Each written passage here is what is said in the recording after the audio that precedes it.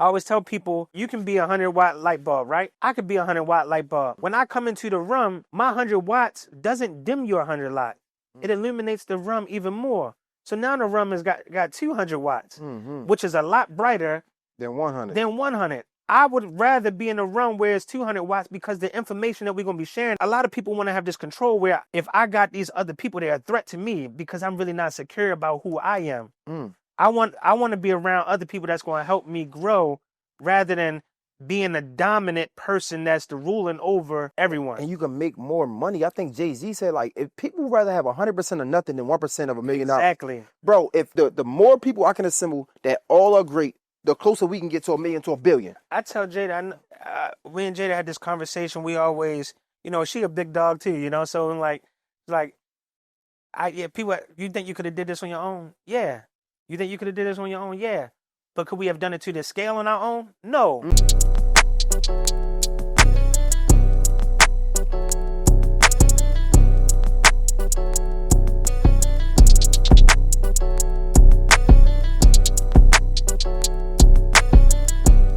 Yo, what's poppin', man? You know what time it is. Your boy, Mr. J Hill, J Hill Podcast. Listen, man, you know I do these special interviews. And I ain't even gonna call this like an entrepreneur interview because this is just me chopping it up with somebody from the city.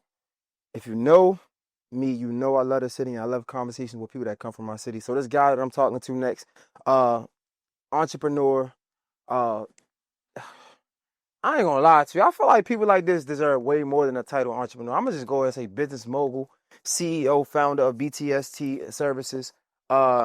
He's doing real estate. He's a podcast producer. Well, I ain't gonna say podcast producer. He's a media producer now. This guy, he's got so much going on. There's somebody that we all can learn something from, especially if you're coming from my city. So please, I introduce to some, but present to others. My guy, Chris Simon. What up, brother? What's up, my man? My dog, man. Thank you. I appreciate you, bro. I appreciate this, man. Yeah, I don't even, it's funny because we got a chance to talk before this. And I had a set of notes. And I kind of I almost want to scrap all of it. What I tell you yesterday, I said, just go for it. I said, I know my team is diligent about providing and making sure that they got good stuff. Even that, your team sent me notes. Yeah. I had my own notes. I got like mad questions. Yeah, then we get here, we chop it up. I'm like, I don't know. One thing that stands out about your journey, though, right off the bat, is this entrepreneur spirit. And I'm reading the book of Rich Dad Poor Dad, and it talks about the rat race, right? Mm-hmm. Especially coming from Baltimore, like we got hustlers, athletes. But I didn't understand like entrepreneurship until I started the business of my own way later. Mm-hmm. It seemed like you understood entrepreneurship at an early age. Where did that come from? Yeah, that came from my mom, man. And my mom just passed August 1st. So rest in peace to her. Rest in peace. But like she was an entrepreneur. And so she had a framing store. And she didn't actually have a store. She had a framing business. Our basement was her production studio. So I ain't have like the lavish sofa and the big screen TV. Not that we could afford it anyway, but we ain't had that comfortable space in the basement. It was her framing studio. So she would frame black art and then she would sell it at different expos, and people would just want to purchase black art. She would have the book with the photos. And then she would frame it. Like she framed stuff that's at Morgan State University. She framed stuff that's at churches, all this other stuff. And so my mom, she talks a lot. She used to talk a lot and everything and just had a good spirit. I think partially because of that, she never really maintained a full-time employment. Like she was just one of those person that just liked to move with it, So I remember her having full-time jobs, but the thing that's most vivid to me is how she, ran her business. And so she started selling my artwork at a very young age when I was probably I used to be in church board and I would draw and doodle and I would sell my drawings and my paintings. Then she enrolled me in Twig School of the Arts program and stuff like that. And then I was able to expand it. I never went to a School of the Arts high school. That was just... the energy was something that that wasn't my energy. Yeah. So I wound up going to Lake. But from there, though, I realized I could create a product and somebody would want to purchase it. And so I think that's kind of like where that entrepreneurship spirit started. And then I worked. I had other people who my boy Ateem used to own a clothing store called Be More, right? And I used to screen print his clothing for him and watch him go out and sell it. You know what I'm saying? And then my boy Ty used to have Samos. Him and Fred used to have Samos, and I saw that. You know, so all of these different touch points. And then I used to shovel snow. Yep. You know what I'm saying? Like we didn't have a bunch of money, but I knew when it snowed, I could go shovel snow, make a couple $100, go up to downtown Locker Room, get me some mountain gears or some Timbs, Yep. and that next day I was back at school fresh. You know, But I so didn't. My bad, not even. I didn't understand that was entrepreneurship because I was Yeah. shoveling snow. I was selling waters. I was pumping people gas. I didn't understand that was entrepreneurship. yeah, man, I think that we just didn't have the formal terms to it. Like you said, we got hustlers and we got athletes. Hustlers are entrepreneurs. You know what I'm saying? I mean, I think that their product is just not regulated and to be sold online and all these other places, but they are entrepreneurs. They build infrastructure, they build corporations, you know what I'm saying? I don't think that they have a standard operating procedure. Right. They do, but it ain't one there's a little bit more ruthless, you know what I'm saying? But if you think about some of your good hustlers that built enterprises, they are entrepreneurs, you know what I'm saying? If you think about athletes now, especially because of brand deals and stuff like that, they're more than just an athlete, they're a business. So literally, once we realize how to connect the dots and find the value in what we're doing and figure out how to monetize it, then, you know what I'm saying, I think we can look at ourselves as entrepreneurs. That makes sense. I want to break the ice real quick, right? Look, a quick caveat. You're a producer, right? So you understand content. A lot of times my content goes like the Baltimore conversations because we have very local conversations. I want to have a local conversation with you, but to be honest, when I just doing my prep for you, it was way bigger than that. Yeah. Right. So this is further on in the conversation, but I like to break that wall so people see the conversation developing in real time. Okay. I want to have that conversation later on, but you're going to help me with that because honestly, I asked you nothing local because when I'm researching, I'm not going to lie to you, bro. I don't see local and not in a bad thing, like in the most positive way. Cause like you were able to cut this wealth gap in half or like almost non-existent. When I'm looking at you, I'm like, damn, like you got it right. You ain't have to leave. Like you understood it, bro. Like, and I'm gonna get into that business. I'm sorry, but I just want to say that. No problem. Before I get into that though, you said your mom passed in August. Yeah. First of all, sorry for that. Thank you. They always say like, check on a strong friend. Yeah. Bro, you run a mental health business. Yeah. BTST Services is a mental health business that serves underserved youth and adults in our community. Are you all right? You know, how was that for you, bro? Because like, that's a big deal. Yeah, it just gave me chills. You asking me that. I appreciate you asking that too. Yeah, man. I mean, there's ebbs and flows, man. So like, when I have friends who have death in their families, I send them this book from Kubler-Ross. It's called The 5 Stages of Grief. I learned it at Morgan. I came across it at Morgan when I was getting my master's in social work. We did a class called Grief and Loss. So I learned about Kubler-Ross and the stages of grief. So I send that to people, and then I also tell them to like, just be in the moment. Like you don't have to be. I think people always feel like they have to be strong, because everybody else is dependent on them. And it's like, no, you don't. You know what I mean? And I took that same philosophy with myself. Usually, I realized I typically don't go to hospitals. I typically don't go to funerals, but that's an avoidant type of personality. You know what I'm saying? And it may be a character flaw in me or whatever, but it just made me feel comfortable. But for this one, I really wanted to make sure that I leaned into this. I did the opposite. So, like, I have a fast-paced life. Like, I live in another Florida here, you know, and so managing so many tasks, it's easy for me to get inundated in something else, be hurt for a moment, but then just pour my emotions into something else because I'm a good compartmentalizer. You got to be a good compartmentalizer to be able to manage multiple projects and stuff like that. But for this one, I'm like, yo, you know what? I'm not even going to do that. I'm going to take the time off. I'm going to sit in it. So when I went to be with my mom when she was passing and like she had dementia, so like her body broke down. She stopped being able to eat. That means that she wasn't able to swallow her pills in the IV and stuff like that. And you could tell like she was just holding on.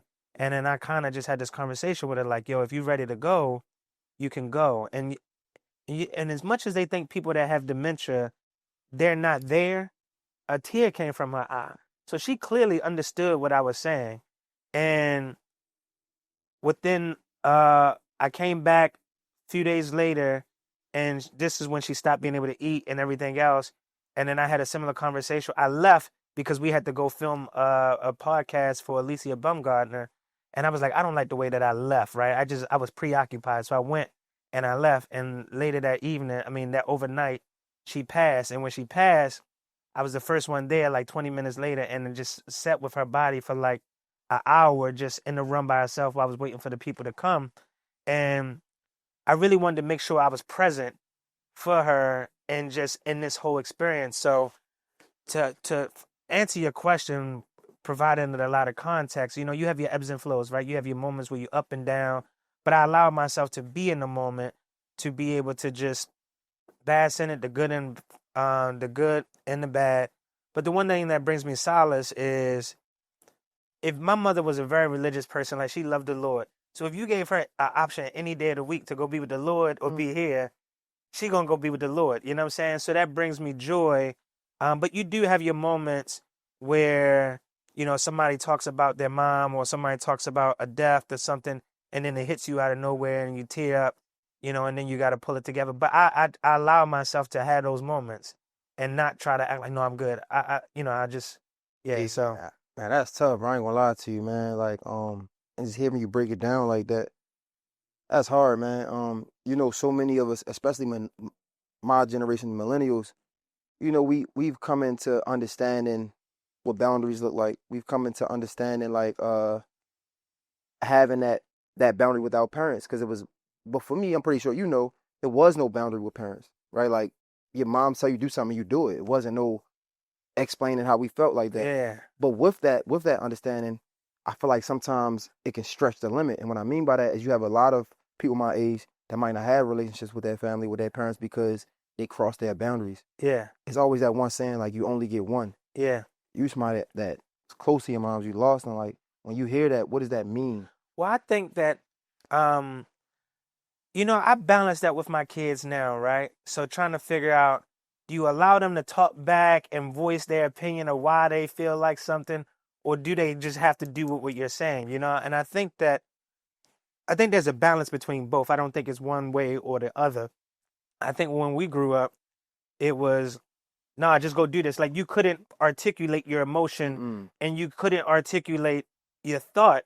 So that stifles people, and it leads them to not being able to, and that's why you find a lot of guys specifically have an inability to be able to articulate themselves from an emotional capacity. You know what I'm saying? To be able to say, hey, this hurt me, or, we'll be like, yo, it made me feel some type of way, right? Be like, well, what is some type of way? What type of way did it make you feel? But we are uncomfortable with saying, man, that hurt me. That hurt my feelings, or something like that. Because one, we don't have the emotional IQ. It wasn't until I went through therapy for a long period of time that I learned emotional IQ, read book 1, book 2, all of that. So I've been able, and I'm okay in my own skin being vulnerable and being authentic. And I know that I'm man enough to say, yo, this hurt me, or to say, hey, I feel insecure, or hey, I feel whatever it is, right? And I'm okay saying that, because the person that I'm going to engage with hopefully has enough growth and matureness that they can embrace what I'm saying. But even if they don't, I'm strong enough to be like, yo, I did my part. If they feel like, oh, this dude a clown, like, oh, he whack for that, cool. I know that I brought my part and I showed up to the interaction and the conversation the way that I was supposed to. Yeah, and I always say, like, the strongest man is the one that can show up and show his emotions. Yeah. Because he understands that he's way bigger than this, or he's way stronger than what this looks like. But back to the question, like, when I ask you, when you hear the saying, you only get one mother, like, what does that mean now when you hear that? Yo, it's real, man. Like, they're not here anymore. Like, you only get one. Like, this is somebody that actually gave life to you that no longer has it. You know what I'm saying? That's tough, man. Like, and so your first experience with a woman, your first person to celebrate you from a woman's perspective, the first person to comfort you, to to pour into you, to give you that reassurance that you got this. You know what I'm saying? Your dad can tell you got this, and that's if you grow up with a dad. You know what I'm saying? But most people they grow up with their moms. You know what I'm saying? Regardless if they still have a dad or not, but the mom is typically the consistent person in majority of relationships. And you only get one, man, and you can find other people who, you have a godmother, you can have, your aunts and all that other stuff, but that mother, you were inside of her for at least 9 months, so there's just kinetic, just vibration and energy that you guys have that you won't have with anybody else ever again, Yeah, I ain't gonna lie, that was tough, like, cause like just being transparent, like me and my moms aren't like as close as I would like us to be. Mm-hmm. So like, when I hear you just walk through how the process of your mom passing and you being there, yeah, I'm like, man, I can't even imagine, bro. Like, yeah, man, that made like. So I thank you for sharing that story, because I'm like, sheesh, like. And I think people should rebuild relationships, and try to, like you said, you only get one, right? And there's no tomorrow. Like once it's done, like forever, forever, like it's done. Like, so do you want to have? I mean, unless you were setting a boundary that keeps yourself safe and keeps your mental, health protected, because some relationships can be toxic, right? Mm-hmm. And they can just create a rehashment of trauma and stuff like that. Unless it's something like that, then yeah, you should try to, repair those, because, like for me, I don't know my real dad. Never met him. I will never really find out who he is now unless he signs up for Ancestry DNA. Mm-hmm. Like me and my wife's did Ancestry DNA. She thought she was going to help me find my dad. Her dad wound up finding 2 other children. She got her dad jammed up on there. You know what I'm saying? Yeah. Her father was like, man, I should just get on. He was like, no. Like, bro, stay where you at, right? You know what I'm saying? Yeah. We was able to find my dad, so I still ain't found him. But just simple things like, if you don't have no relationship with your parents, like their health records and stuff like that, and just knowing, do you have high blood pressure? Do they have a history of diabetes? Do they have a history of dementia or other stuff? Like, I only have half of my lineage and history. Like, so it's, if you have that opportunity, it's good to get to know it, because, like they say, the apple don't fall too far from the tree. So you get to find out a little bit more about yourself while you have that opportunity. Mm-hmm. And you get to see some of the resentment and frustrations that we have with people is based on our point of view, right? And if you never get close enough to somebody to understand their point of view, you won't get to understand maybe how certain things happen, right? Mm-hmm. And it's when you get to rocking with them, you'll be like, yeah, I actually can, I might not have done it, but I can empathize with why you did that or why you made that decision or whatever else. And it just gives you context and clarity, That's real. That's real, bro. So that's not the conversation we want. No. That's real. I do want to go into when you first started your program, right? And I actually, you started this when you were 25. Yeah. And you're like, yeah. And the first thing that stood out to me is like, yo, 25, I wonder if he even understood the business of this. Because you was selling shirts before, right? And then you jump into this, and like, at first it started off with like just PRP. Yeah. And like, I know now we understand that that's a lucrative business. And I was wondering, at the time, did you understand what you was getting yourself into? So I wasn't just selling clothes. I had 3 clothing stores as one of my first businesses, and so I understood the operational part of a business, right? And I'm a very creative person, right? So like, I designed all our stuff, and then I also managed the business. So most creatives, they're like personality 3-4, right? Where they're very creative, but they don't know how to land the plane, right? Because it's 4 different personalities. So I'm like a 2 and a 3, where I can be very creative, but then I can be operational as well, and that's a unique skill set that most people don't typically have, especially that fast. Yeah, exactly. So then when I went into it, did I think it was going to be of this scale?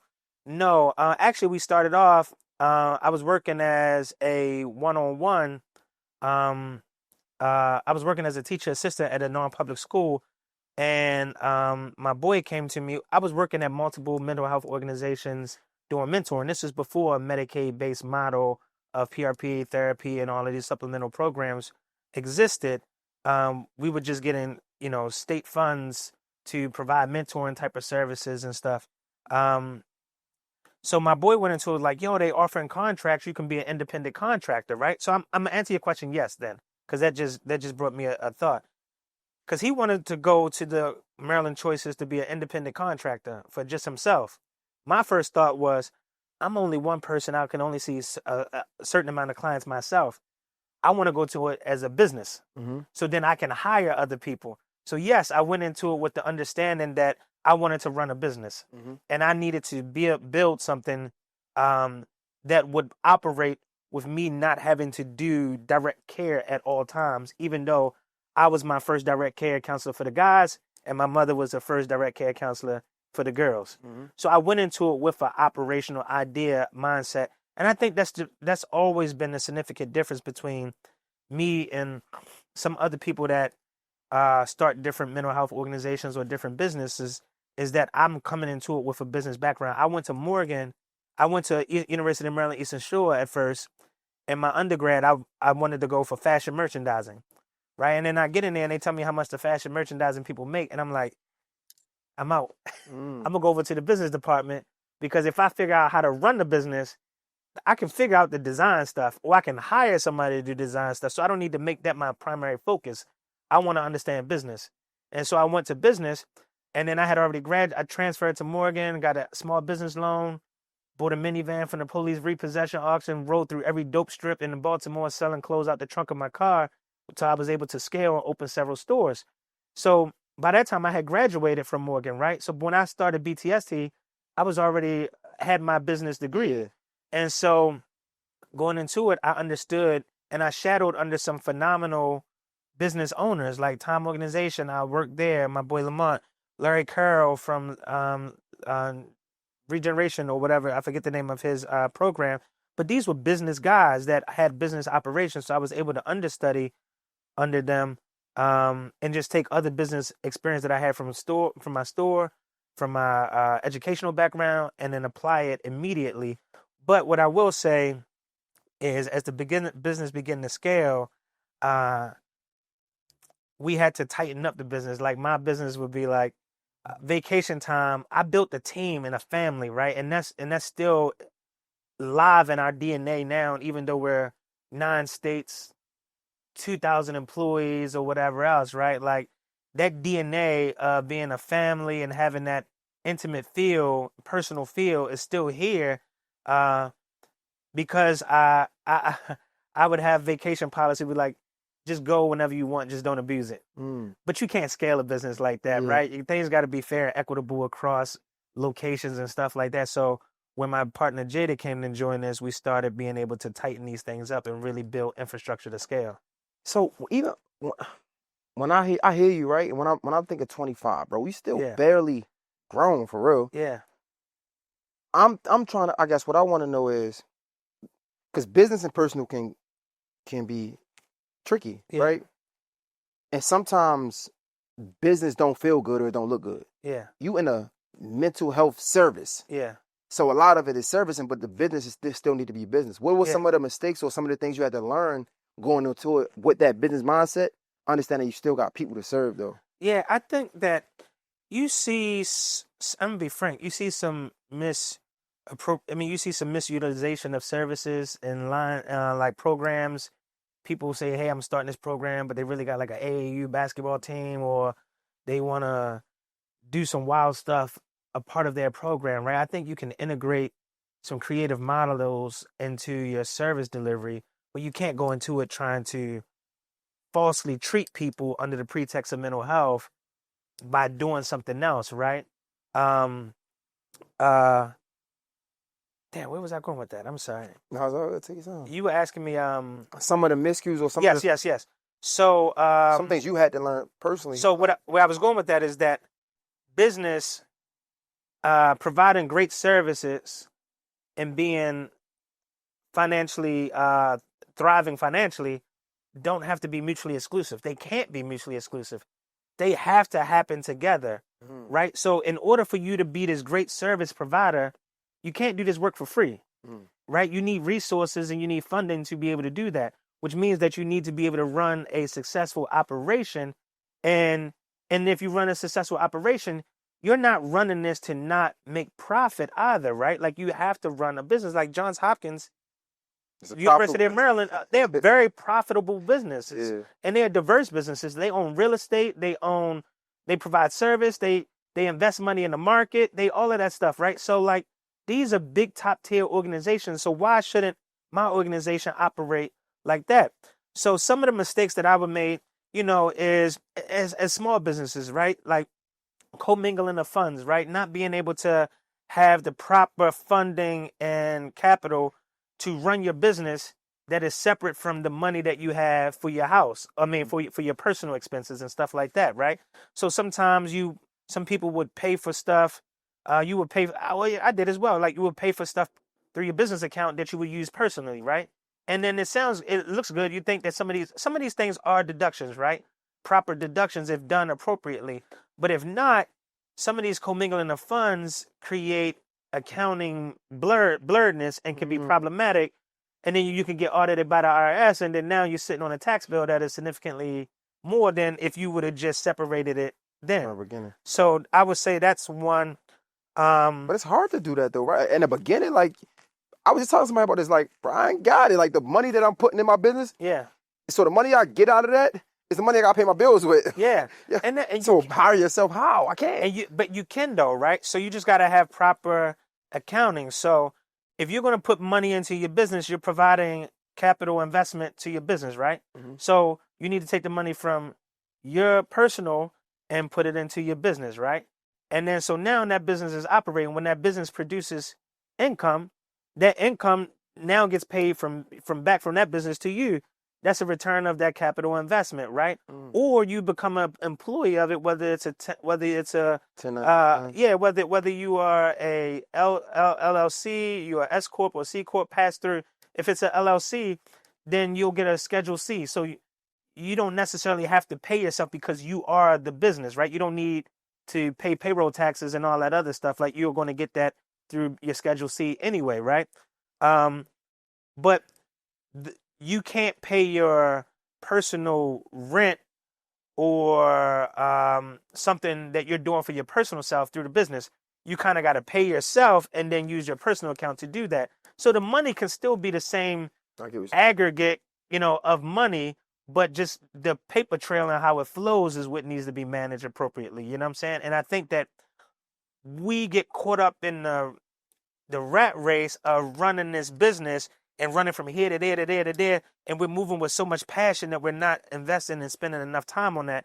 And majority of the time is because we're not properly capitalized from the beginning, right? So we're not starting our business with the appropriate amount of capital. We're robbing Peter to pay Paul, and we're grinding and we're putting a lot of sweat equity in that we don't really have the ability to do that, right? And that's why we need to create access to capital better for small minority businesses or just in businesses in general so that they don't have those. But some of the problem is that some of these banks and institutions don't understand the model of business that we're operating in or see the ROI in a way that doesn't make them loaning us the money risky. And then we also aren't structuring our business and developing business plans that tell our story in a grand enough way that allows these people to want to understand and take a risk on us and invest in our business. So some of this is diligence that we got to do. And I'm certain that you're doing it with your podcast and your podcast network. You can see your viewership. You can track how many sponsors you got coming in. And over the course of time, you can say, hey, I got sponsors, but they're going to pay me net 90 days, right? So I don't get paid for my sponsors for 90 days, but I got operational costs to film this podcast, to get my sound guy, to get my Canon new cameras with the red lenses and all that other stuff y'all got over here, right? That stuff costs. Yeah. But you can get a line of credit based on your receivables that you're going to receive for the sponsorships that you've been able to track to say, hey, I got this money coming in consistently, right? So now I got my trailing 6 months shows that I've brought in $20,000 a month in revenue, but I'm on net 90, so I don't get it for 90 days. So you can get a line of credit based on that AR. Wow. Yo, wait. Because we talked about this off camera a little bit. You went into this business 25. Yeah. You was in Baltimore. Yeah. you said you had some mentors and stuff like that, but like, explain how were you able to learn that? Because again, I feel like I had to move to really understand the business of, I don't want to say podcasting, but just business in general. Like I wasn't taught that in Baltimore. I was taught, love and, show the love and do it for the love. Like, I didn't understand that. And I felt like I had to move out to really flourish. Yeah. You did all of this from Baltimore. Yeah. Man, I mean, I wish that I had a concrete thing. I would say it's nothing but the Lord, like he's blessed me to be a blessing to others, and put great people in my life.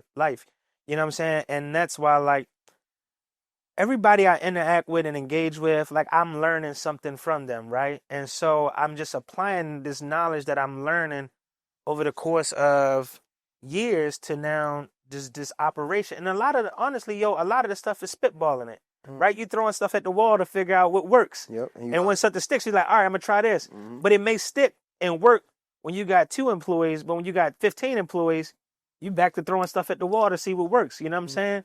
And so, like, that's a lot of it. A lot of it is trial and error, So, and it's not like I just had the blueprint and I was just this genius. No, a lot of it was just that I didn't quit. Yeah. And I just kept going, right? And we figured out what works. And then when that didn't work no more, we had to pivot and figure out it's a book, Who Moved My Cheese? You know what I'm saying? Like, when that ain't working, all right, cool. It's a maze. We gotta go figure out where the cheese is now and how we get to that, right? Yeah, I hear some of the stigmas towards like PRP programs and things like that. When did those stigmas come along? And did that help or hurt? No, well, it couldn't help. But did that come along after you was in business, and did it hurt the business? Yeah, man. Or was it already there? It's funny. I think that if you scale your program and build your program appropriately, you can do well from it, right? If you run a lean, productive, efficient model. But that was after me. I think guys get into this, like, it was a group of us, a wave of us that was working at like youth advocate program at the time. We were working at these other programs, and we were just like young, hungry dudes that had a passion for what we were doing and wanted to build our own business, right? We saw dudes living great lives off of providing great work. And I think at the core of a lot of the people that do the work is a real care for our community, right? And wanting to help. But I think that PRP is like your easiest entry point into mental health, right? It's the easiest thing to get approved for. It doesn't require as much. You don't need a psychiatrist. You don't need a nurse practitioner. You don't need all of these other grander things. So it was an easier access point.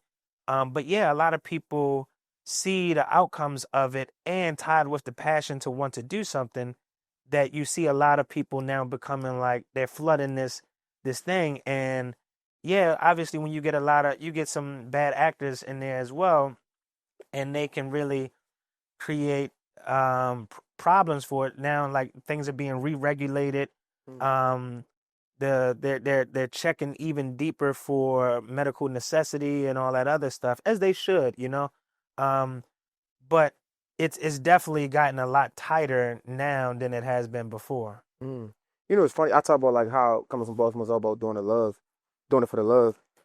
Why, as just black people, we think you can't help people and profit at the same time? Like, we look at it like almost as bad. Like, if I do something as a good deed, I'm not supposed to get paid. Like, nonprofits, we think that they don't get paid, right? Why do you think that? Where does that come from? I don't know, man. I think that I think some of that is part of it may be a lack of self-belief and a lack of understanding my value. Like, if I have a skill and I'm good at it, we were just having this conversation off camera, I deserve to be paid for it, and I'm shooting just like somebody else is shooting. Yeah. Like, why am I charging less than with this person? Because I think that historically we have been marginalized and led to feel less than, right? So I think it's two parts of it. I think we've been marginalized and led to feel less than. So then we question or have imposter syndrome about the quality of our work and who we are and how we show up. And so sometimes that leads to us not asking for what we should be asking for and demanding what we deserve, right? But then the flip side of that is that we haven't always had the resources to pay people to do things that we need as startups, right? Because one, we're not proper capitalized and all that other stuff. So we had to rely on the barter system. And our neighborhood's like, hey man, Mr. Andre is good at this. Yo, you come do this. We'll help him with this or whatever else, right? So we learn how to barter and to get to what we need, right? So like we built a community where we can all become grassroots. You got a skill in this, I got a skill in this, I got a skill in that. Let's work together to accomplish this because, you know, nobody was going to pay us previously to do these things, but we know that change is needed in some capacity. So we came together for that. So both are strong perspectives and both are needed.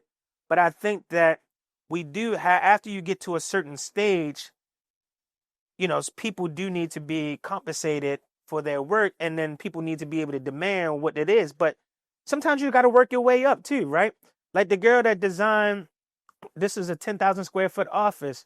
I met Tiffany when I was going into BMW. She was working at BMW at the time at one of the stations or something like that. Maybe and I think in a loaner department or something. And we just got to talking, and she was telling she was an interior designer. She really wanted to do that or whatever. And I was like, well, listen, I got a 10,000 square foot office that I'm building out right now. It's costing me a ton of money to build it out. I'm fighting a bunch of wars from people that I had a partnership with that are trying to take me out. My business is under, so I'm really investing everything I can into this. I don't really have a big budget to pay you to do this, but if you want to come in and use this as your portfolio to like build your brand, I'll welcome you in and we can do this. But so us understanding the opportunity cost, right? Like, a lot of times we can't be too ignorant and want to come in and just be like, this my cost or whatever else. Like, no, sometimes you gotta do stuff for free or at a different rate to get access. You know what I'm saying? And sometimes people don't want to do that stuff to get you to access. So she did this, and then now she never did commercial spaces before, but now she has on her portfolio, I did a 10,000 square foot commercial space. She can leverage this. She's leveraged this to get her tons of more jobs and everything else. So with the short that you took on this one, you were really using that as leverage to be able to go do something else. I did a book event with Charlamagne the God, right? I purchased some of his books. Because he was doing something for it was called Shook Ones, his book about mental health and anxiety. And I was like, you should come to Baltimore. I'll throw you a book tour. And it wasn't just so simple, like, hey, I'll show up. But they needed to secure that they were going to be able to sell some books. Yeah. So to eliminate the question, and I just bought all the books and I wanted to give them out to the community, right? It cost me $20, $30, some $1,000 to do that, right? But when Charlamagne came, I had a VIP room. I had DTLR. They were recording live. Fathom was in there recording. I had, they gave away some giveaways. I invited the Casa Permanente people to the VIP room. I invited some of my referral sources. And that's where things really like took off for us because we had the vision of branding BTST bigger than just a mental health provider.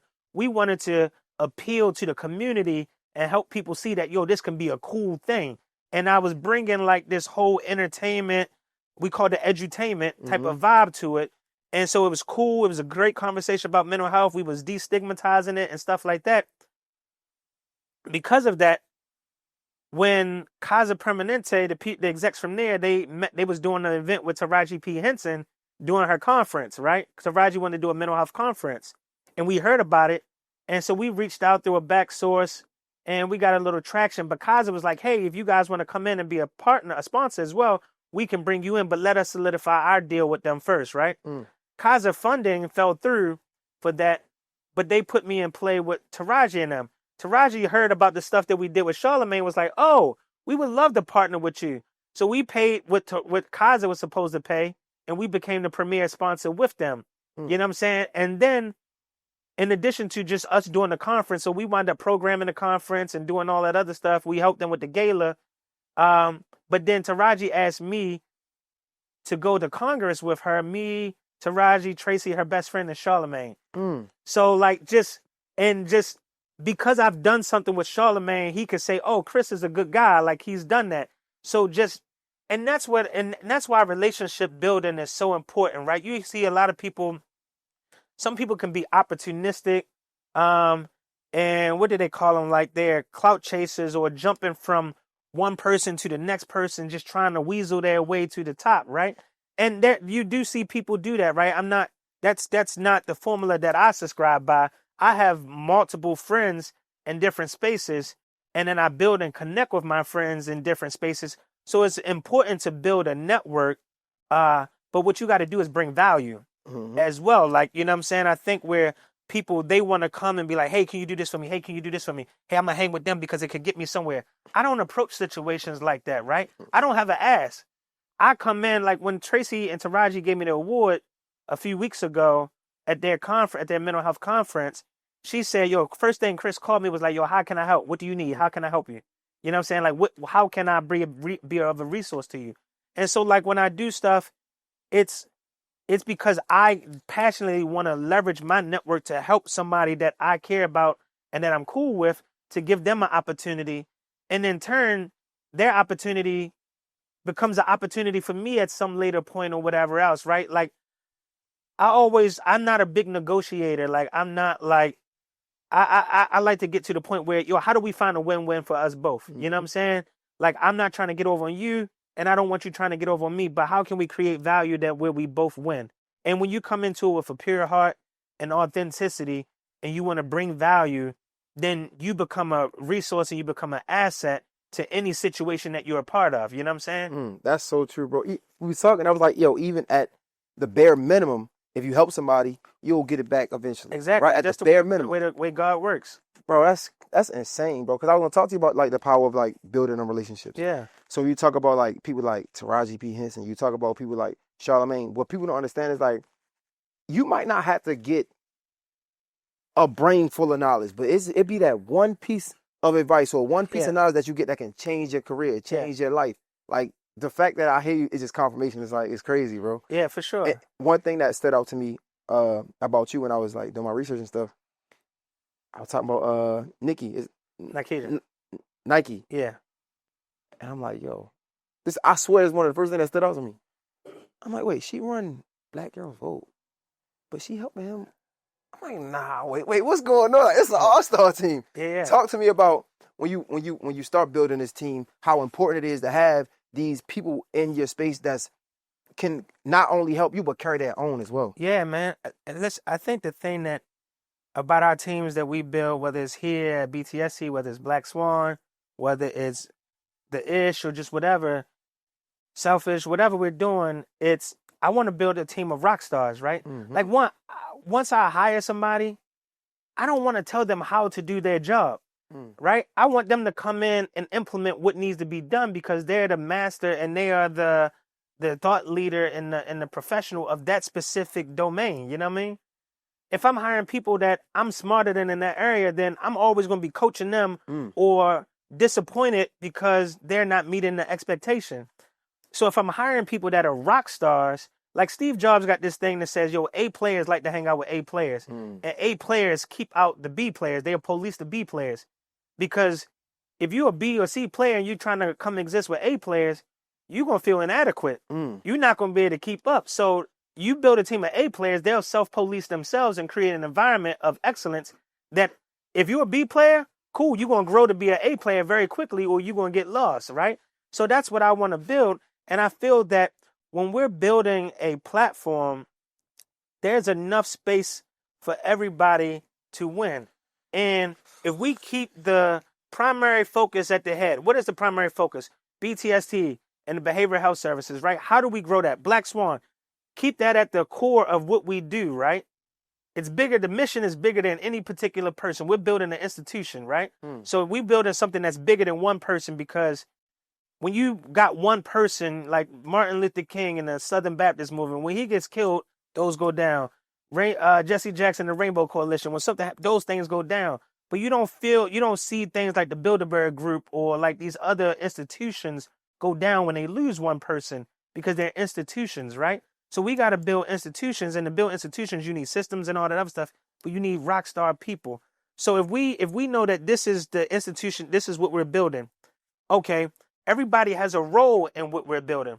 Chris may sit he may be the front facing top as it relates to, I hate talking about like a pyramid, like he sits up there. Keep going. Because I feel like me and my team, we work like this. Like, this is my role, your role's over here, and we're just all here operating, right? But from a responsibility level, it is slightly a pyramid because when something goes wrong, it rolls up to me. You know what I'm saying? So understanding that, all right, we got to make sure that Chris is as successful as he can be so that the company is as successful as it can be.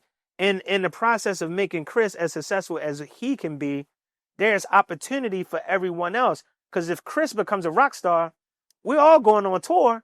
We all got to go on tour with him. And when we all on tour, we all can get our look, or we can bring our skill to this that can be recognized in the work that we do. So like, if Chris is a rock star and people are able to see Chris as a rock star because he's putting out fire content and like his videos and everything are great, somebody's going to want to know, yo, who did that video? I need something like that. There's that opportunity. Bro, it's crazy. Bro, you talking my language. I always say, everybody can't be the Michael Jordan. I'm like, shit, why can't you? Because if you the cameraman, I don't want to be a cameraman. You can very much so be the Michael Jordan of being a cameraman. Exactly. You can be the Michael. Now you can get your own company. But even let's go back to it, right? A lot of people can't work in this system because they want to be at the head. And it's okay. But, bro, if you got somebody, let's say BTST, for example, right? You've built something amazing. Mm-hmm. If I can help you continue to build it, now I have free access and free coaching, free mentorship to understand how to build something just as big. Now I can learn from you. I can soak that in.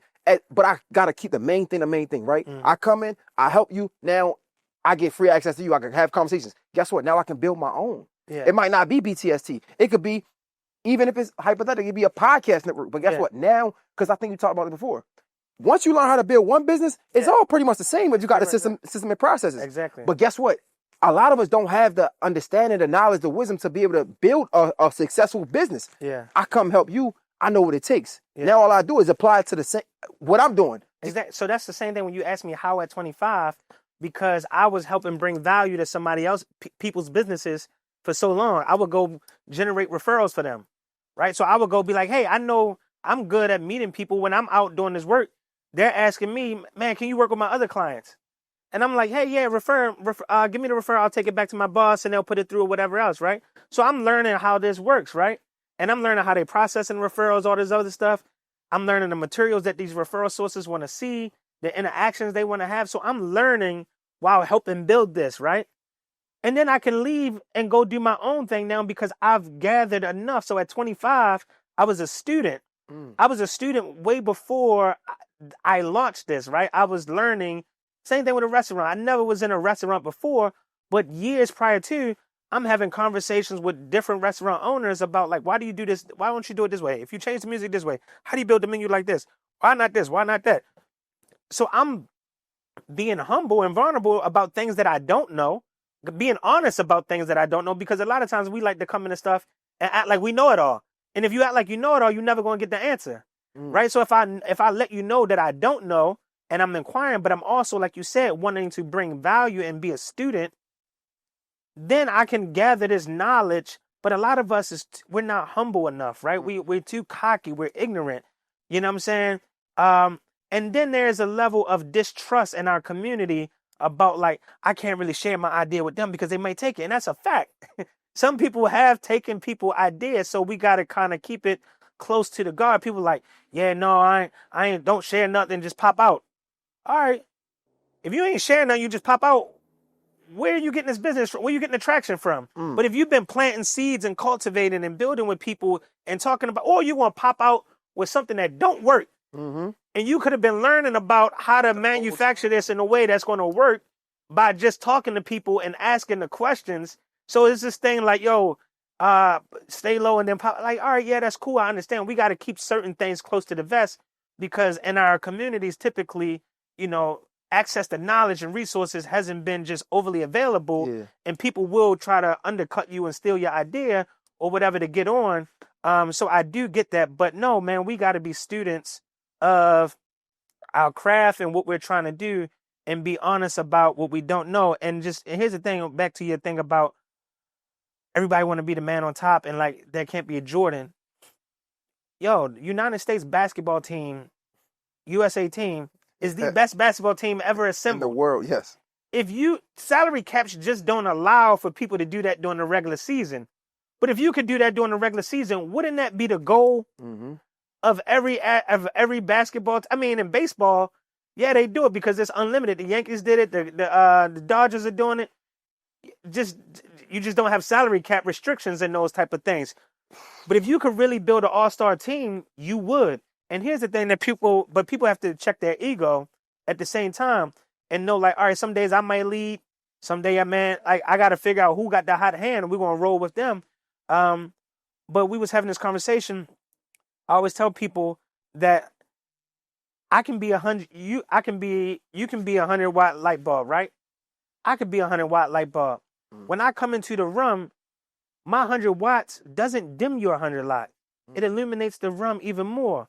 So now the room has got 200 watts, which is a lot brighter Then 100. 100. I would rather be in a room where it's 200 watts because the information that we're going to be sharing, the knowledge that we're going to be, you know what I'm saying? Like, a lot of people want to have this control where if I got these other people, they're a threat to me because I'm really not secure about who I am. I want to be around other people that's going to help me grow rather than being a dominant person that's the ruling over everyone. And you can make more money. I think Jay-Z said, like, if people would rather have 100% of nothing than 1% of $1 million. Exactly. Bro, if the more people I can assemble that all are great, the closer we can get to $1 million to $1 billion, right?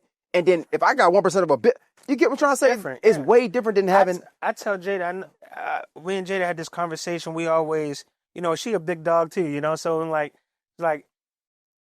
people, you think you could have did this on your own? Yeah. You think you could have did this on your own? Yeah. But could we have done it to this scale on our own? No. You feel me? So yeah, you could, you could do it. You can do it, but what level are you trying to do it on? Exactly. So I'd rather have 50% of a whole lot than 100% of something mediocre. Facts. And it's and even like when we talk about the USA, right? Bro, the game that we trying to win is poverty, right? Yeah. So, bro, you got all these all-stars on one team to win the world championship. The world championship is us ending poverty for all our generations, right? They all are superstars on their team. They come together to beat this game. Yes. We all can be superstars on our team, but let's come together to beat the game. People don't get it. It's like, bro, when you say that, it's just, I'm like, bro, he get it. Yeah. But again, and I'm going to have to keep going back to this, like you saying you learned through people, I'm trying to know who, because it was hard. I understood the business. I understood the hustle. I understood the hustle. We all had the hustle. But I feel like you unlocked something different, and I feel like that's hard in Baltimore. It was a special piece that you unlocked. So I think that exposure, right, really changes your life, right? And I Proximity, think all that. Exactly. And I tell this story like how I used to play golf at an early age, and me what playing. Age, if you don't mind, sorry. Yeah. You said what age? Yeah. Probably like 10, 11 or something else like that. Okay. And so like I'm playing golf, and so I'm like only black kid on the golf course. This is like right before the Tiger. This is before Tiger actually. Like Tiger, not before Tiger. Tiger wasn't Tiger on the PGA, but Tiger was killing on the U.S. Amateur Tour and all that as a junior. But I'm playing golf. I'm one of the only black kids out there like that. So obviously I'm hanging out and spending time with a different ethnicity of friends. Okay. And so I'm learning different things from them. I'm seeing how they move, what their life looks like, and all of these things. So I'm taking all of these experiences and bringing them back to the community in which I do and applying them to my business. That's why I got range. Like sense. I can go from the club to the country club and feel good every space in between. I can go to Select, or I can go to Caves Valley, you know what I'm saying, and be good in every hood, you know what I'm saying, and be okay with that. And without feeling like I got a code switch. I know how to be appropriate for my setting, you know what I mean? And so I think that provided me a unique experience and understanding of how to, because you get some people, like I got some cousins, like, yeah, man, what's up, man? We're going to go in there. We're going to get a couple dollars. We're going to do this. And yeah, bit, bam, boom, bop. You know what I'm saying? And you're like, what you say, yo? You know what I'm saying? Like, let's rephrase this before we go into this meeting. You know what I'm saying? Or they'd be like, yo, you just go talk for us. Mm. And it's like, cool, I'll go be the face of this or something else. But me being that for you is limiting you. So you need to polish off pause. You know what I'm saying? You need to become a bit more polished so that you can be that. But I think sometimes we allow our comfortability to be a barrier or limitation for our growth. I'm just comfortable like this. Nah, man, it's just who I am. This just me just being a real, you know what I mean? And it's like, no. That's your ignorance. Mm-hmm. That's your ignorance that's holding you back. But it's not, and it's not personal. It's not you. It's your lack of. It's your coping mechanism. Mm. I can't feel rejected if I never get out there. Mm. You follow me? Yeah. But if I get out there, there's a chance that you might not like me, or I'm gonna maybe present the mirror of myself that I see to you, and when I'm looking in that mirror, I really don't like what I see. But rather than me go fix what I see, I'd rather you not see it. Mm. You follow? It's like that red pill, blue pill almost. It's like, I'd rather take I think it's the blue pill and not know. When it's like you get way more and it's so much more in knowing. Yeah. Bro, that's crazy, bro. So it makes sense now. So you were playing golf. Yeah. And you hear these conversations, and you might not be out of the city, but that is you being out of the city mindset because it's different conversation. Yeah. Because from East Baltimore ain't going over past Mondawmin. Might not even go to Mondawmin. No, you're right. Like West Baltimore, you're going to go to Mondawmin, but you're not coming over east. My ex, right? I'll never forget it, right? I'm on, you had a store on Riggs and Fulton. Riggs. Yeah, right? I'm on Fulton, right? That's like, what, 10 minutes away? Mm-hmm. I'm hungry. This is recently, like 2 years ago, maybe 3 years ago, right? Yeah. What's the food spot right here? We don't have to promote nothing, but I mean, the spot up here on 25th. And the soul food spot? Yeah. I can't think of the name of it, but so, he gonna kill me. That's my guy. Terra Cafe? Not Terra Cafe, the one across from there. it. Yeah, I can't remember the name of it. Yeah, we should have never said Terra Cafe because they're gonna know what we talk about. Yeah. I swear we're not being petty. Damn. Yeah. But whatever. So I'm like, yo, I want some of this. I'm on Fulton, bro. I'm like, but I don't feel like riding over east. My girl at the time, like, man, let's just go. Man, I put it in the GPS. It said like 12 minutes. She's like, boy, it's like, I say that to say, that's how we are. Yeah. It's like, what, bro? Like, it's territorial. You won't even go 15 minutes down the street. Yeah. That's our mentality. So imagine how the person that's coming up, they won't even go out the state, let alone out the country. It's limiting now, and it stunts our growth. And it's like, it's crazy, but just something as simple, as small as going to the golf course. 10, 11 years old, bro, how much you can learn. When I started Black Swan, I was telling Chef, like, yo, hey, I want lamb chops like this. And then he came out with these lamb chops that look like, they were being served at Baltimore Country Club or something like that, right? I'm like, nah, bro, we need a little bit more soul to these things. You know what I'm saying? Like, and so I'm like, all right, you know what? Let's go on a food tour. I'm going to go take you on a food tour. I'm going to take you to everywhere I want you to see. And I'm going to fly you out. I'm going to fly you down to Miami. And I'm going to take you out with me to hang out at these restaurants so that we can see the energy. Because people be like, oh, my God, Black Swan is so loud. The music. It's like, actually, it's not, man. Like, literally, you go to these other places. Come to Atlanta. Kiki on the River or somewhere else. Like, it's full throttle. You go to Poppy Steak. And they love it. But here, but you got to understand your market at the same time. But I had to take them and be like, yo, check this out. Look at this. Taste this. This is what we, Taste like, this. Yeah, like, oh, taste this. That's the place you're talking about. Yeah. There you go. Okay. All right. Yeah, so they won't say we being petty. Taste there we go. Damn. They actually got a good crab cake too. Yeah. And so, but that exposure, you have to get out of your environment sometime to see things. They always say you can't see the picture when you're in the frame, right? So it's hard to be able to appreciate a beautiful photo if you are the photo. Sometimes you got to be able to take a step back and look at it and get out. So basically, you got to get out to see other things to be able to appreciate what you have and to learn, to grow and experience other things. So I want to go a different direction, have a little bit of fun with the conversation, right? So in Atlanta, we see this a lot, right? We talk about these restaurants, and all they got is the aesthetic, the grass wall. It's like somebody gives them a grass wall and some flowers, and they think they got it on. It's like, yeah, I ain't got like the food is service, the trash, the service is trash. But being in Baltimore, I feel like we don't have a lot of that. So you can kind of, I don't want to say get away with it, but the aesthetic can be of that. Yeah. Do you think everybody having access to these things makes it challenging as a restaurant to be innovative in a way? Having access to what? To like, you know, like the aesthetic, like everybody's seeing it. We got social media now, right? So everybody want to go with the grass wall. Yeah. Like, do you hear those conversations or nah, not really? Like, yeah. We hear it in Atlanta. It's like everybody want to get the grass wall. Do you think you're doing something? So when we came out with when I came out with Black Swan in 2021, nobody had that energy and that vibe and that quality that we had. You feel me? And you still be hard. You catch people in DC. Yeah, not in My Baltimore boy for sure. Tony and them, like Gaia, they got their joint fly. You see a few other restaurants that are like fly, you know. So like but when we came out, there was not like that type of fly vibe, you know. And at one point, I'm like, yeah, we could put a grass wall right here with a photo. And they was like, and that's why you got to have rock stars around you and forward-thinking people. They're like, nah, man, you just going to be like everybody else. I had two designers. I had a lady named Kyle Williams from Studio 7. She was from out in Atlanta. She's really big. She out in LA now. She does Kevin Hart office. She helped design Black Swan. And then Tiffany, who I gave the opportunity to do this. She also, like, again, would just continue. And that's, I was in Forbes. Forbes did a write-up on me, right? Congratulations. Thank you. I try to say that very humbly, right? Like, I was in Forbes. You know what I mean? Like, yeah, a little light work. Yeah. But no, when Forbes did their write-up, an article on me, it was about filling a void and how I fill a void, but not just fill a void, but how I use my platform to put other people on and give them opportunities that they wouldn't before. And that's like that's the story of Tiffany. I was just bringing that back home and some of my other people on my team. But they're like, no, you can't do this grass wall.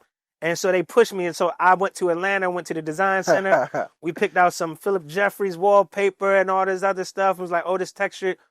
And so the budget wound up costing more, but we was able to design something that was different than just like your mom and pop type of Black-owned restaurant. Yeah. But again, it's access, man. Like if we don't have access to where to get these products from or how to do it, all we know is the grass wall. Exactly. You know what I'm saying? We know where we can get a grass wall and from. The LED lights. I think exposure, man, is the key, man. The more that we can continue, and I think that social media provides a lot of exposure, overexposure, but it provides a lot of exposure. You're able to see like what a lot of different people are doing, and then people are doing tutorials or they're tagging stuff, so you're able to like do a lot more research to find out where you can get these things are now. But what do you think? Let's specifically say local. Yeah. What do you think local restaurants go wrong? Specifically in the Baltimore area. Go wrong. Like what you see when you come out and you like. We talking about just all restaurants? You talking about like black restaurants or just like what? Just black-owned restaurants specifically, yeah. But locally too, like. One, I think my homegirl, Melissa Butler, she owns the Lip Bar, right? She was just on the Ish. That I produce, right? The show. And the Lip Bar is huge. It's in Target, it's everywhere, right? Like she's a phenomenal founder. Like smart, bro. When she's just talking, I'm sitting just watching the interview and I'm just learning, you know what I'm saying? And she says, go where you're celebrated, not tolerated. Like she was on Shark Tank and I'm not cursing, but they pooped on her and on Shark Tank. They called her a name and everything else like this. But she's super dope. They gave her the fuel when she said, yo, go where you celebrate it, not tolerate it, right? So one, we got to stop trying to be something different than, like lean into who we are. There's value in that, right?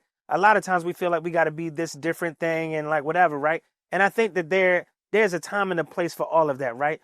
Because the black experience as it relates to food and culinary ain't just soul food either, right? So we don't have to have all of this high cholesterol, diabetic type of food either, but we can take great pride in celebrating our culture, right? Like when we opened Black Swan, Jada was like, this food is good, but I feel like if we're going to be Baltimore, we're going to be high end, we should have a chicken box, right? And then Chef was like, what? You want chicken? We're not doing, maybe chicken tenders or something. She's like, no, chicken box, like it's Baltimore. Let's make it Baltimore. And then it was one of the most ingenious ideas that we had. It was like, yo, let's lean into our culture and be who we are. Right. The chicken box is our top selling product. Like you can go to Sonny's or somewhere else and get a chicken box. You know what I'm saying? But you come to Black Swan and they want a chicken box, right? That's crazy. And so, one, we got to lean into who we are. But the flip side of that is that we gotta stop making our products just for Black folks. And that's what Melissa Butler said, right? She was like, yo, we can't just create, as Black founders, we can't just create products for Black folk, right? And she caught slack about that, a bunch of flack about that, right? But it's an honest thing. When anybody go into business, they don't just say, hey, this product is just for this person, right? Because you're limited, because as Black folk, we don't just go to only Black-owned restaurants. We like to go everywhere. We like to go to this restaurant, that restaurant, or whatever else. So why would we make our product only for this? We're going to eliminate Put yourself in a box. This rest of the market that would like to taste our food, would like to have our cultural food. But if we're saying it's only for Black folk, you can't come, then people that would want to be our customer aren't invited. And you can't do that because you can't scale a restaurant. I mean, you can't scale any business only catering to one demographic. Now, like she also said, is if your niche is textured hair, right? I mean, textured hair could be multiple type of textures, right? But let's say you are selling Black books, right? I don't think that you're gonna, white people, Asian people may want to read a Black book, right? If you have certain businesses and it's like, yo, you're comfortable being this size and that it brings you great pride to only offer this and it's specialized for that, cool. But if you want to create a business of scale, then you have to have and be able to appeal to a broader range of people. So I feel like that's part of where we potentially go wrong at times, that we lean all the way into the Black owned. Yeah. And people celebrate Black owned, but people also don't understand sometimes that Black owned doesn't mean Black only. Yeah. You know? I think it's like you said, with scaling a business, right? Like, I'm not creating a business for you to support me. I'm gonna create a business that's gonna fill a void that you feel like you need to get this, Exactly. right? I love your support, thank you, but this ain't for you to support me. This is because it's a missing. It's a transaction. Yeah, it's a missing space in this market for this. So I'm gonna create this, so I know that you need this for yourself. Exactly, and that's what Black Swan, like, they were quiet restaurants. You know, Alex and Atlas, they own tons of phenomenal, great restaurants, right? Then you have the other quiet one that's very expensive is escaping me right now. Husband and wife, Charleston. You know, then you have your beer pubs and stuff like that. It was just a void that was missing for a restaurant like Black Swan that brought energy.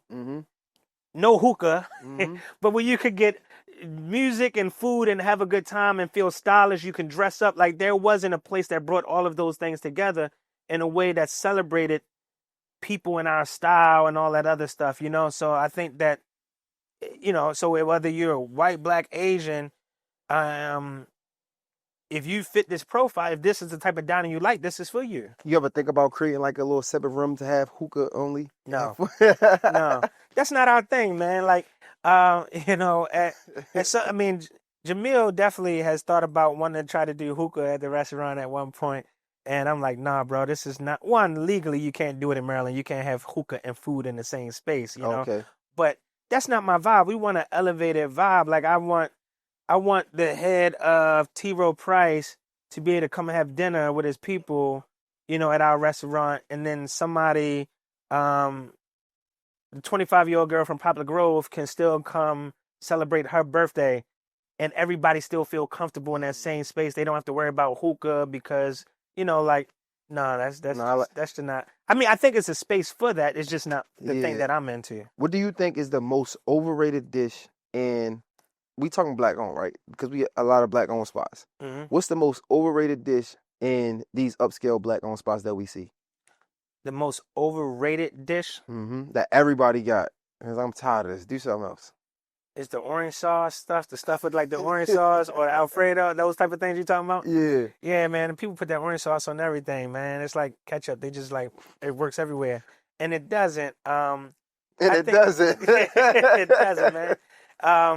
And Alfredo, people want Alfredo. But yo, here's the thing though. You gotta do what your people want as well. Like, so you can take people on a journey and be like, hey, we want to increase and grow our people's palate, our customers' palate, so that they know that all just this heavy whipping cream and all these sauces and everything just ain't good dining. One, it's not good for you long term. But then two, like, you can try these other things, but you got to meet people with, like, our tagline at BTST is meeting you where you are, right? That doesn't mean like just meeting you. We'll meet you where you are physically, like if we got to go in home to do services in school, but mentally and like where you are in general, right? So that same thing applies. We got to meet our customer where they are, right? All right, maybe some of our customers are used to lemon beurre blanc sauce and all of these other things, right? And then you might get some that are introduced to Alfredo, right? So let's carry that, but then let's also create a diverse menu that allows people to elevate and grow there as well. You know what I'm saying? But yeah, man, if I see another orange sauce and yellow sauce, man, it might flip out. It tastes good sometimes, but like, Jesus. I think the lamb chop, bro, like the lamb chop, it'd be a small lamb chops at that. Like, I hate what is that, a lollipop lamb chop? Like, yeah. Give me a nice size lamb chop, man. Yeah, but here's the thing, man. I'm with you, right? But as the buying customer, we got to be prepared to pay for what those things cost, right? Like, I think our expectation between what we want to pay and what we want are two different things. Yeah. Because people, we want this. We want a lot of food on the plate. We want this. But do we want to pay for that? Because people be like, oh, man, Black Swan is expensive, this. And it's like, all right, well, like, do you want quality products or do you want whatever? Do you want small little lamb chops? Cool. Or do you want something of substance? Or do you want big lamb chops that's coming from some purveyor that is, providing a more cancerous maybe type of product or long term or something, or it's frozen and it's not as whatever. Like, so what battle do you want, Yeah. It's I think of like you having all this success with BTSC and then like you have this restaurant. But we all know like restaurants aren't the most lucrative. And it's kind of like a lot of business where you need a lot to really make some money. Yeah. Are you looking to build other restaurants? I know you have I think was it Pen and Proper? No, I was a part of the Prim and Proper, and then we sold our shares early on. Okay, are you looking to build more? Like, is this just a, I got Black Swan or like? So honestly, man, like I wanted to at one point. I have decks that are just sitting with restaurant ideas and concepts that I built out. I don't know, man. Like, I feel like we've dialed in on when we first came out. I mean, we were a rocket ship. So like we had overwhelming success. Like we were booked out for months within 15 minutes of the reservation opening. That. You know what I'm saying? And so when you're doing that, you're trying to build an airplane and fly it at the same time, which is difficult, But now that we ain't busting out the seams as we once were, it gives us time to tighten up and just, refine our processes. And so like our labor costs and everything has been the lowest it's ever been ever. You know what I'm saying? And so we're able to run this same labor cost, whether we're doing X in sales or X in sales, like we've got it that dialed in. And, we have a great director of operations who has been able to do that. Right. And so now am I a little bit more optimistic about scaling it? Yeah. Do I want to make that financial risk consistently? Because it's lonely, bro. Like when you got to cut checks for payroll and stuff like that, you got to dump capital into it.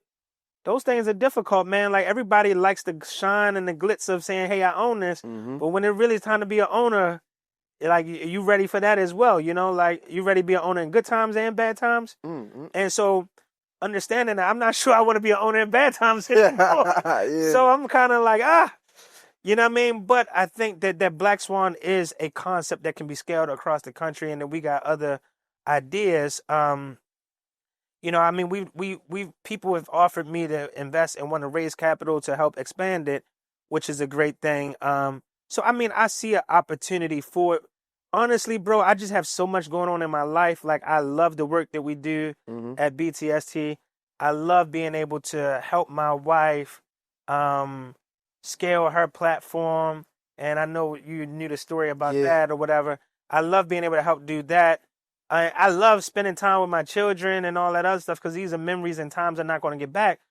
So I feel like I've sacrificed a lot of stuff to be able to pour into and create Black Swan that the community benefits from largely sometimes a lot more than I benefit from. Like I pay for people to have a good time because you said like the margins aren't big. So sometimes I'm paying for people to enjoy themselves where I could be paying for my daughter's college career. You know what I'm saying? So do I really want to sign up for that again? Maybe not, but outside of the financial part that Black Swan has and restaurants provide, it provides a vehicle to relationships as well. And if you're able to, again, provide value and build authentic relationships, you can find a way to get that ROI back in another capacity. You know what I'm saying? I'm gonna let you go, man. I know. No, On the rep, I did want to touch on that cook. though. I don't know if everybody knows, but they should. Your wife, she pulled her whole 401k. Yeah, she was a whole lick. This nigga's crazy. And poured it into you, and now you're able to see that. Yeah. Like the ROI on that. Yeah. On the back end, what does that mean when that happened? Like when you look at it now, when you look back on it, like what does that mean to you? I mean, it means a lot, man. Like, you know, we were young. She says we were married. I don't even think we were married at the time. I think we were still, she might have been pregnant. So in her mind, we might have been married, you know what I'm saying? But regardless, I had BTST and I was looking to expand from a mentoring company to become a mental health provider. And I had a bunch of AR, again, people that owed me money. But I don't know if my credit wasn't good. I didn't understand a line of credit and how to get a line of credit based on my receivables. And I probably wasn't tracking my receivables in a aging AR type of way. So I couldn't take it to the bank and say, hey, give me a line of credit for this. So I needed to scale up I needed a certain amount of working capital to be able to expand my program for a proposal. But I had people that owed me a bunch of money and I didn't have it. So she went and said, yo, I got you. She liquidated her 401k and gave me that money to help expand and grow BTST to get a new contract that really was the springboard for us to take off, right? And then she said she left her job to help me, but really she left her job to come vacation with me because she was at Social Security and she had to put in with her boss and all that other stuff. And we just had a newborn and she couldn't get off. That meant that I had to go pick up the baby and it was taking me out of work. And then I wanted to go travel and she couldn't. So I was like, hey, why don't you come, it's a stack of files over here. How about you come help me get these together, right? And so she did that. But though she made a sacrifice, she stepped out on faith. She had guaranteed income. She was building a life for herself. My wife got 2 master's degrees, undergraduate degree, way before I even got my master's degree. Like she got one from Notre Dame, you know what I'm saying? Like, and she was building her own career and sacrificed that to give me the money from my 401k, not knowing if I was going to pay it back or not, and then left to come help me do my thing. And then it took off, right? And so at times she felt overlooked. People were like, oh, Janine, you don't work. You just stay at home mom, this. And like trying to manipulate the race. Like the race ain't to work all the time. The race is to not have to work, right? So I'm telling like, yo, don't even get and feel like you got to compete in the mud. Like don't allow people to make you feel less than because you're not using your degrees because you made a good investment. The person that invested in Apple, they ain't never have to work again in their life. They didn't have to create the product. They just was a smart investor and it worked out for them. So I'm tell her like, yo, you were a smart investor, right? And it worked out for you. But now that we have Selfish Beauty, which is our beauty spa. But now that she's expanding that and she's building a media platform, I greatly, I don't have much free time and stuff like that, but I utilize my free time when I'm not working on the things that I'm, responsible for. And I prioritize helping her build this platform. And so like I'm working more on this than she is, and I'm out building the decks, I'm out pitching, I'm calling the guests, I'm developing the shows, I'm finding out when we're shooting, I'm understanding the camera equipment, I'm meeting with people about the audio and why does it sounds like this and everything else.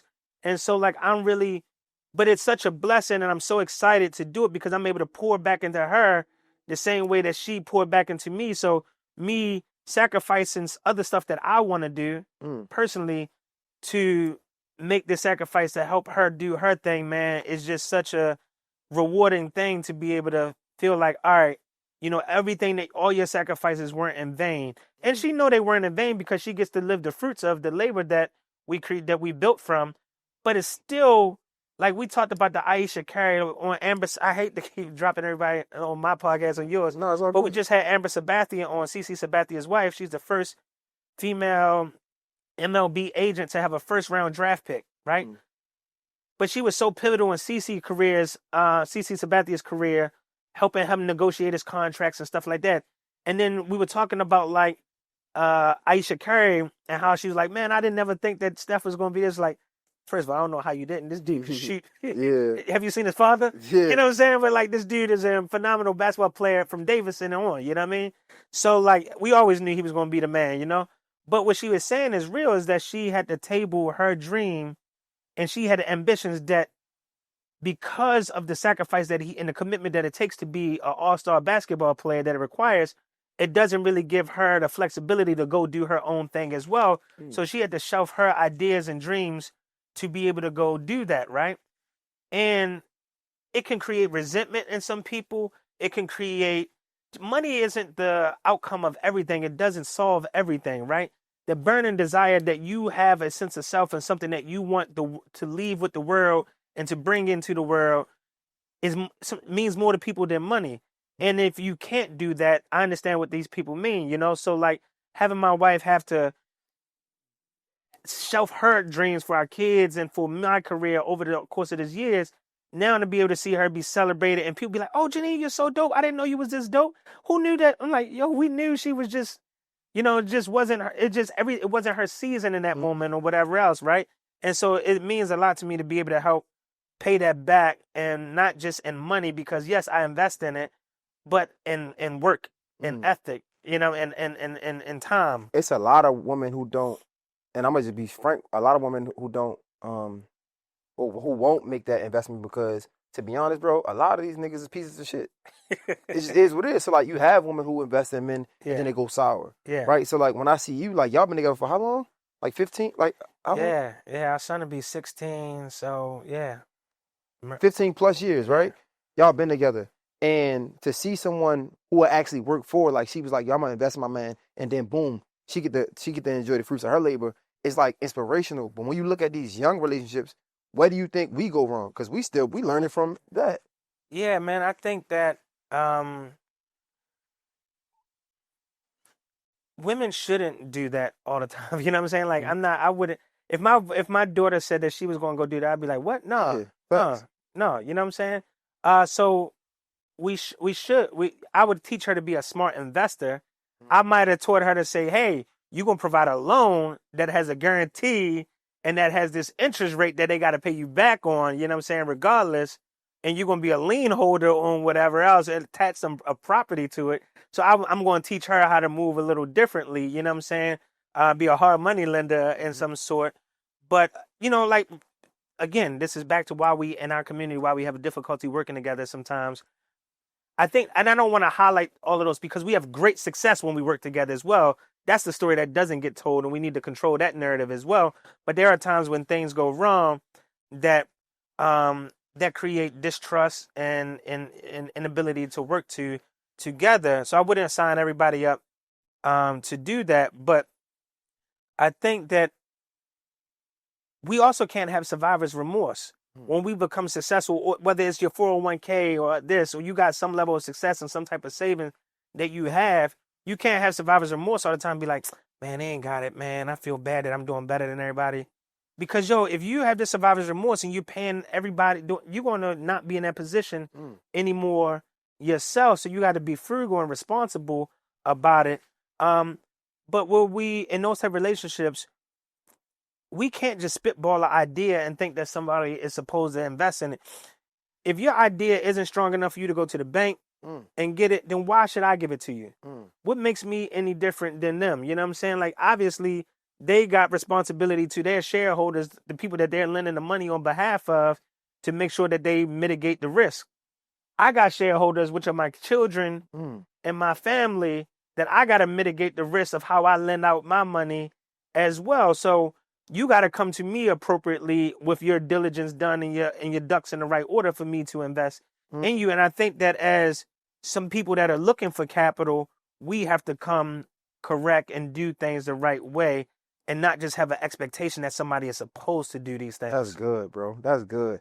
Yo, you have so much knowledge, and I feel like, I mean, you getting accolades. You was on Forbes, you know what I'm saying? You did an interview with EYL, but I ain't gonna lie, after talking to you, it still seems like Baltimore don't highlight you enough. Do you feel that way? No, man, I feel like, Baltimore has been excellent to me, man. It's gave me my springboard to go across the country and do the work that I'm doing in different states and just have a platform to be able to build with people in Florida, and they know, like, oh, this guy's cool. Like, Baltimore loves him. Like, yo, like he's the guy there, and it opens doors for you there. So, like, no, man, I think Baltimore has, man, and and I appreciate. I mean, to have a restaurant be around for 4 years, going on 5 years, bro, that's a blessing in itself. So yeah, most people fail within like the first 2 years. Yeah, something people like have supported me, man. Yeah, for sure. People have supported me, and just and show up and open doors and make a phone call and speak up on behalf of me in rooms that I am, man. I'm thankful for all of that, man. Yeah, man. Again, I appreciate you, bro. Like, you opened the door for me. That's it. That's all we're doing. Yeah. Let me say this for you, man. Like, yo, this wasn't just I listened to you talk, man. I'm learning something, man. The way that you handle yourself, that your mindset is far beyond your years, man. It's evident, and you understand how to have a conversation, how to ask these questions, but in that you understand how you